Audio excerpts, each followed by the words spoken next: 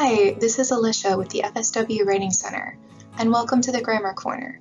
Today we're going to talk about how to use two frequently misunderstood pieces of punctuation, the semicolon and the colon.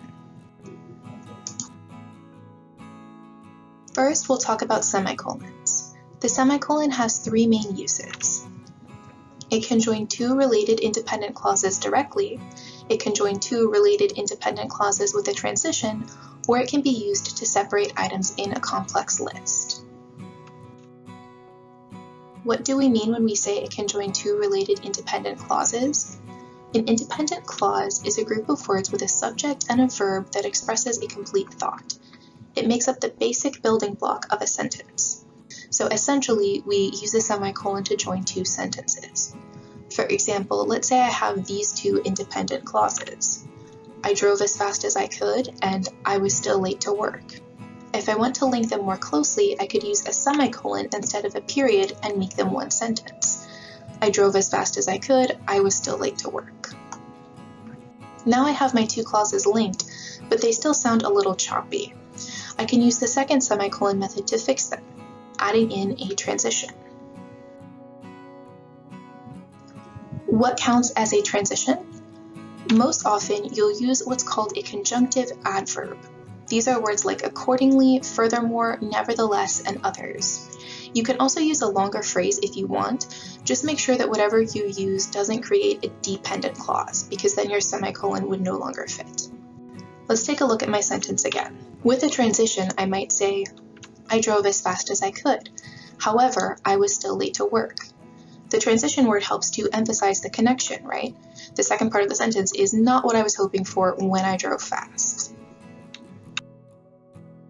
The third way you can use semicolons is one that won't come up often but is useful to know. A semicolon can separate items in a complex list. Basically, that means a list in which each of your items includes a comma.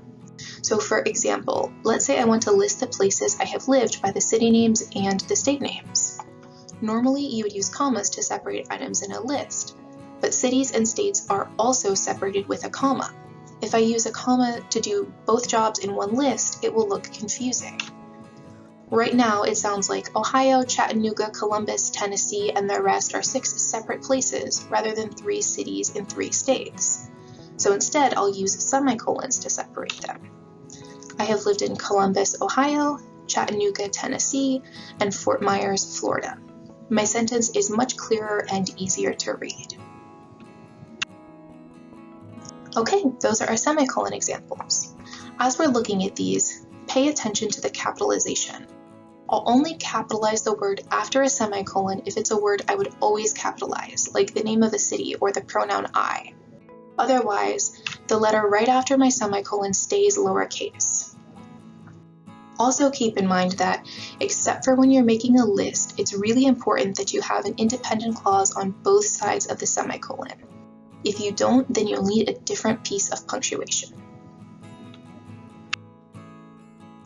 Now let's talk about colons. The rules for this punctuation mark will vary a little bit more between style guides, so if you're ever unsure if you can use a colon in a certain way, go ahead and look up the rules for the style guide you're using. For this video, we'll talk about 3 widely accepted uses: introducing an explanation after an independent clause, joining an independent clause to a quotation, and linking an independent clause to a list. First, after an independent clause, a colon can introduce an explanation, an example, or an appositive, which is a phrase that explains a noun. So for example, she has lived in a lot of places, but she really only has one home. Florida. The first part of my sentence could have a period at the end, but I don't want to use one. Instead, I'm adding a colon to explain where her home is.